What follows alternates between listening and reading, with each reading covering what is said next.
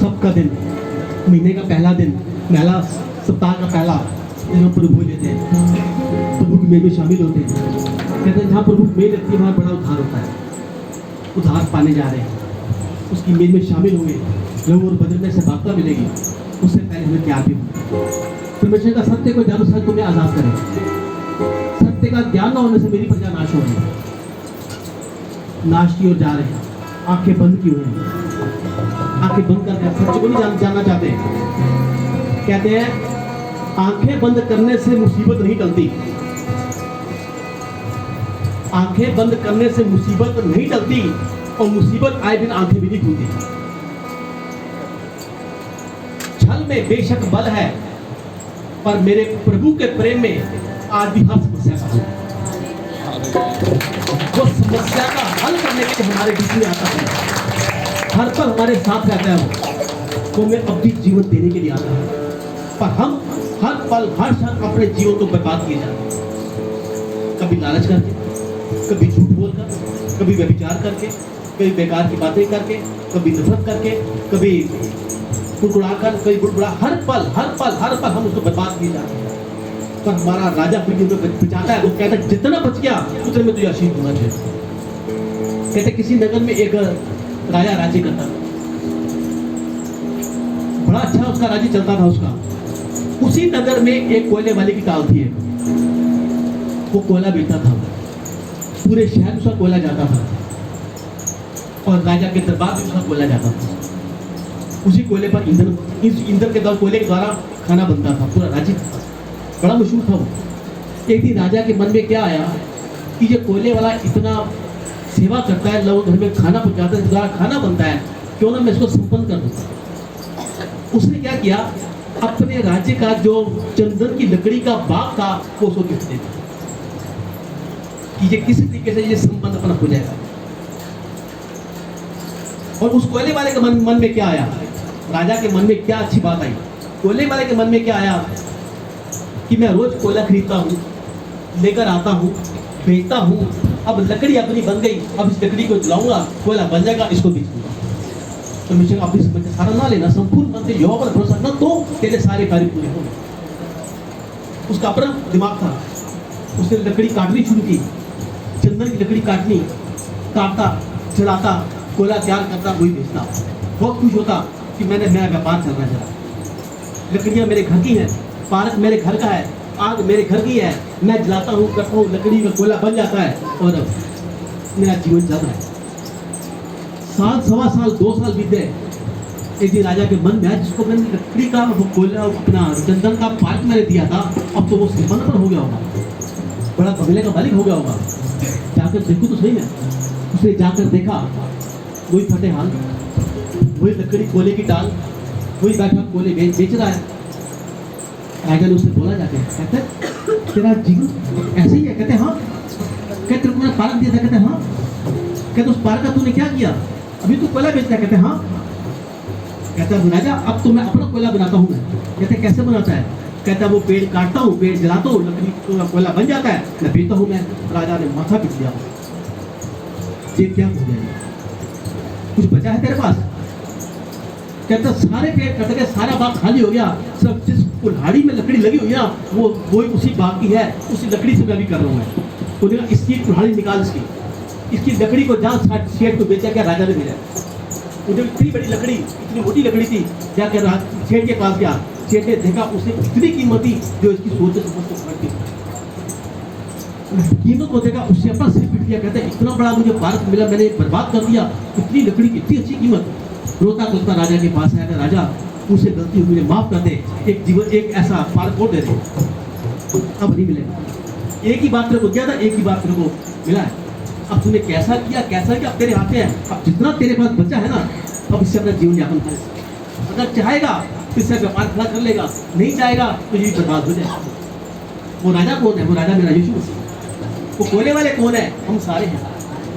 और लकड़ी का बाग क्या है? वो हमारा जीवन है।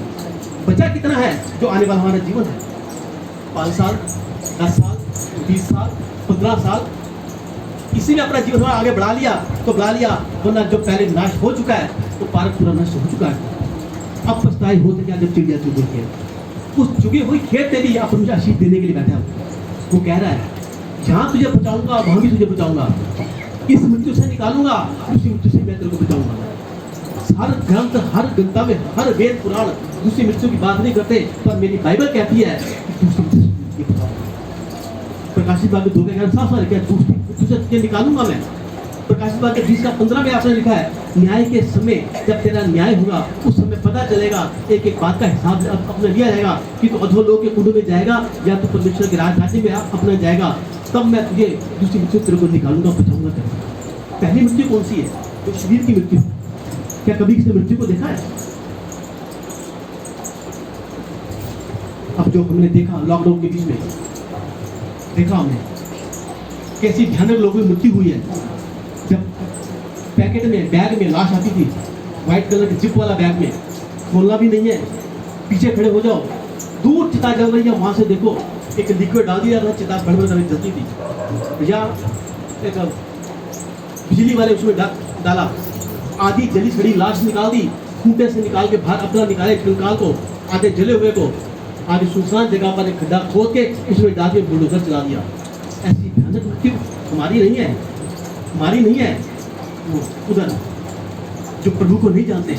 आज ये गवाही हम सबके बीच में, कोरोना से पहले भी हम सारे इकट्ठे थे, आज हम सारे इकट्ठे हैं। हालेलुया। किसी कमी नहीं, किसी भी शब्द में चले जाओ, किसी भी जगह चले जाओ, मसीह लोग आज जैसे थे वैसे के वैसे नहीं, बल्कि बाहर के लोगों की गिनती कम हुई।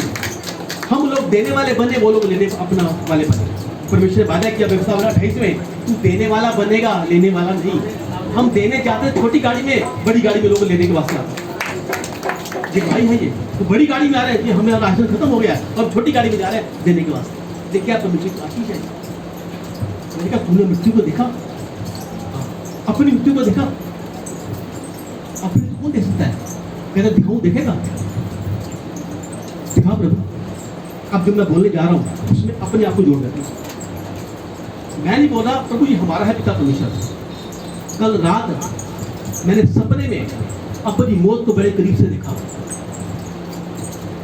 कफन में लिपटे अपने तन को कब्र में गड़ते कब्रिस्तान में देखा। हाथ बांधे खड़े थे लोग एक कतार में, जैसे खड़े होते हैं सुनसान घाट में जाके अफसोस करते हुए। हाथ बांधे खड़े थे लोग एक कतार में, कुछ थे उदास, कुछ थे परेशान, कुछ फोटो पे छुपा रहे थे अपनी मुस्कान, कुछ उदास थे। घर के लोग अब क्या होगा, कैसे होगा, घर का बंदा चला गया, हम इसके बगैर कैसे जिएंगे।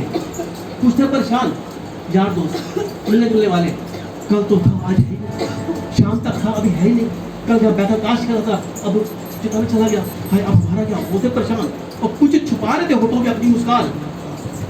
कैसी बातें करता था, बड़ा चौड़ा होकर आता था, आज नंबर लग गया ना, ठुक गया ना, आज पर्ची कट गई ना, कैसी कैसी बातें करते हैं। मैं भी आत्मा में देख रहा था सारा मंजर कि लोग क्या कर रहे हैं।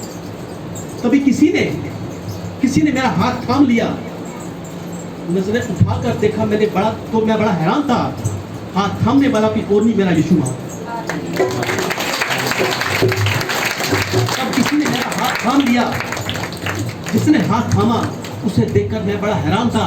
वो और वो नहीं, मेरा यीशु महान था, नंगे पांव था और चेहरे पे लिए अपनी मुस्कान था।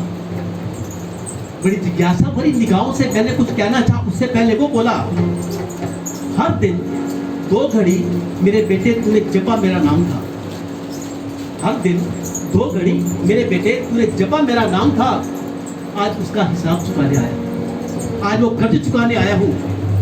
सुनकर जारों जार में रो पड़ा। हर दिन सिर्फ 2 घड़ी जिसका जपा मैंने नाम था, आज वो हिसाब चुकाने आए हैं, आज वो कर्ज चुकाने आए हैं, आज वो मेरा उद्धार करने आए हैं। अरे मैं हर पल हर क्षण जिसकी चिंता करता रहा, आज वो चिता में जलाने आए हैं, आज कब्र में दबाने आए हैं। आंख खुली मेरी, बिस्तर पर विराजमान था। कितना था नादान और कितना था मैं परेशान। प्रभु ने आकर बोला, खुल गई तेरी आंख। अभी आंख खुल गई तो धन्य समझ अपने आप को। कई लोग ऐसे हैं मरते वक्त जिनकी आंख खुलती है, भैया जब मरा उसकी आंखें खुली रह गई तो अपनी आंखों को बंद कर दिया जाता। कहीं ऐसा ना हो मरते वक्त तेरी आंख खुले, मरने से पहले आज तेरी आंख खुल गई है, उस आंख को खुली करना। मैं आंखें खोलने के वास्ते आया हूँ। एक बाइबल में एक जिक्र है, उसने कहा जब उसकी आंख खुली मरने के बाद उसने अपने आप को रोता गलता और नरक की आग में पाया। कौन था वो? जिक्र हो चुका है इसका। लाजर का जिक्र है, धनवान का अपना जिक्र है। लाजर भिखारी जो द्वार पर बैठता था, उसकी जूठन खाता था, पर जब धनवान मरा, जब उसकी आंख खुली, कहते हैं मरने के बाद आंख खुली। हम यहाँ कहते हैं मर गया खप गया, कहानी खत्म हो गई। कहानी तो अब शुरू होगी, मरने के बाद आगे क्या मिलेगा, यहाँ का जीवन कितना है, यहाँ फैसला किसी जीवन में किया जाएगा आगे हमने क्या करना है। ये जीवन रूपी पर्चे पर हम जो लिख रहे हैं, जो लिखा जाएगा उसके ऊपर हमारा न्याय होगा, उस पर हमारा हिसाब होगा कि हमने क्या करना है क्या नहीं करना। इस जीवन रूपी पर्चे पर हमारे लेखा जोखा, कहता है धन्य है वो शख्स जिसका लेखा परमेश्वर ना ले, वो परमेश्वर लेखा ना ले, हमारे बीच में हमारा उद्धार करे। उद्धार करने के वास्ते मेरे परमेश्वर आज एक मेज लगाया, उस मेज में अपने बचन और लोगों को उसने रखा है। उसने लेकर पानी का बैप्टिज्म लेकर इसमें शामिल। 3 घाई का होना बहुत जरूरी है, पानी का, लहू का और आत्मा का। लहू की घाई बेटे मैं 2000 साल पहले दे दी क्रूस के ऊपर, पानी की घाई चले बैप्टिज्म देते खून के बाद, और जब आत्मा का बैप्टिज्म तेरे ऊपर आएगा, आत्मा की आग उतरेगी, तब सच्चा उद्धार। आज हम उसी बदन को लेने जा रहे हैं, उसी लहू को लेने के लिए जा रहे हैं जिनने पानी का बैप्टिज्म लिया हुआ है। कहता अस तू नई सृष्टि है, तेरे गुनाहों को पापों को मैं क्षमा कर दूंगा, मैं देखूंगा भी नहीं अपने पीठ के पीछे। और वो अब तक हमारा जीवन उस लकड़ी वाले ने जैसे बिता दिया पिता परमेश्वर, हम भी ऐसा जीवन ना करें पिता परमेश्वर। अगर कहीं हो भी गए मेरे पिता परमेश्वर, अब जितनी हमारी लकड़ी बची है जो हम उधार पाने में, वो उधार देने के लिए हमारे बीच में आया, उधार करने के लिए हमारे बीच में आया। तो देखा जब अपने गुनाहों को मेरे पास आकर मान लेगा तो मैं अपने लोग धोकर शुद्ध कर दूंगा, पवित्र कर दूंगा, तेरे गुनाहों को देखूंगा कि नहीं अपने पीठ के पीछे। जिन्होंने बैप्टिज्म लिया हुआ है, जिन्होंने पानी का बैप्टिज्म किया है, भाई इधर आ जाए, पहले इस तरफ आ जाए।